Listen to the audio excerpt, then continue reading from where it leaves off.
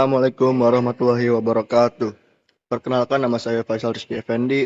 Saya dari kelas 10 TKJ 2. Saya di sini ingin menjelaskan pengenalan basic Cisco. Pengenalan Cisco. Cisco adalah perusahaan yang memproduksi perangkat jaringan seperti router, switch, dan access point. Dalam dunia jaringan, perangkat Cisco digunakan untuk mengatur jalur komunikasi antar perangkat, menghubungkan jaringan yang berbeda, membagi jaringan menjadi beberapa bagian, dan menjaga keamanan data. Cisco sering digunakan dalam pembelajaran jaringan karena perintah dan strukturnya yang standar dan digunakan secara internasional. Mode dasar pada perangkat Cisco. A. Mode user access. Mode paling awal yang hanya memperbolehkan melihat informasi dasar perangkat. B. Mode privilege. Akses mode lanjutan yang memungkinkan pengguna melihat seluruh konfigurasi dan melakukan pemeriksaan sistem. C. Mode global configuration. Mode yang digunakan untuk mengatur sistem secara keseluruhan, seperti nama perangkat dan pengaturan jaringan utama. D. Mode interface configuration. Mode khusus untuk mengatur port atau antarmuka jaringan seperti port Ethernet atau port trunk pada switch. Perintah dasar yang perlu diketahui. Dalam perangkat Cisco, pengguna dapat melihat informasi penting seperti daftar port, konfigurasi yang sedang berjalan, versi sistem, dan status jaringan. Selain itu, ada juga cara untuk masuk ke mode konfigurasi, kembali ke mode sebelumnya, dan menyimpan perubahan agar tetap tersimpan setelah perangkat restart. Pengaturan alamat IP pada interface.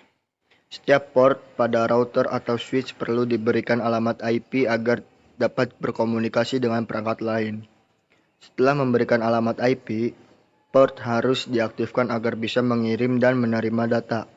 Pengaturan alamat IP ini dilakukan untuk menghubungkan router dengan jaringan lokal atau jaringan antar router. Pengertian VLAN pada switch. VLAN atau Virtual Local Area Network adalah cara untuk membagi satu switch menjadi beberapa jaringan yang terpisah.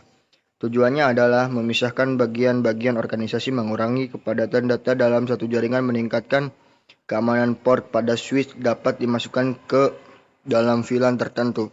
Selain itu, ada mode trunk yang digunakan untuk mengirim banyak VLAN melalui satu kabel antar switch.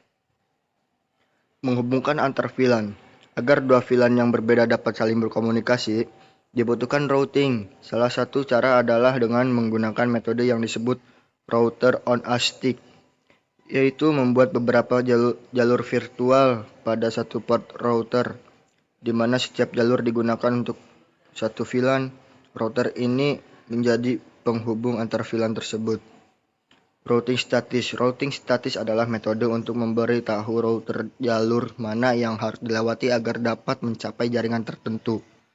Administrator jaringan menentukan sendiri rute tersebut secara manual.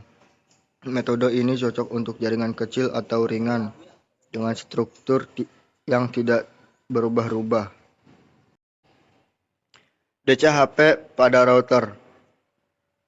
DHCP memungkinkan perangkat mendapatkan alamat IP secara otomatis. Router dapat dijadikan server DHCP untuk memberikan alamat IP gateway dan DNS ke perangkat seperti laptop atau komputer. Selain itu, administrator dapat menentukan alamat IP tertentu yang tidak akan diberikan secara otomatis, misalnya untuk server. Penggunaan SSH pada remote. SSH digunakan agar administrator dapat mengakses perangkat Cisco dari jarak jauh secara aman.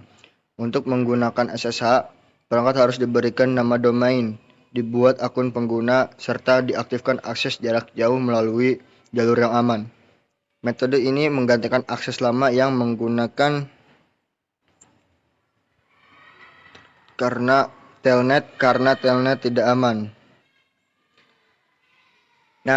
Network Address Translation. NAT digunakan agar perangkat dalam jaringan lokal dapat terhubung ke internet dengan menggunakan satu alamat IP publik. Dengan NAT, jaringan internal tetap tersembunyi sehingga lebih aman. Jenis NAT paling umum adalah NAT overload, yang memungkinkan banyak perangkat menggunakan atau satu IP publik yang sama. ACL, Access Control List. ACL adalah aturan yang digunakan untuk mengizinkan atau menolak lalu lintas jaringan. ACL dapat menentukan perangkat mana saja yang boleh mengakses suatu jaringan, mana yang diblokir, dan jalur mana saja yang diizinkan. ACL dapat ditempatkan pada port tertentu untuk mengontrol akses masuk atau keluar. Troubleshooting jaringan.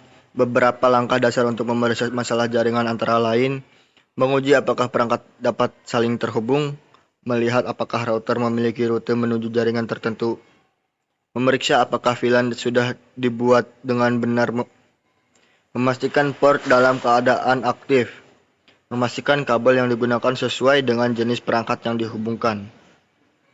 Sekian dari saya. Wassalamualaikum warahmatullahi wabarakatuh.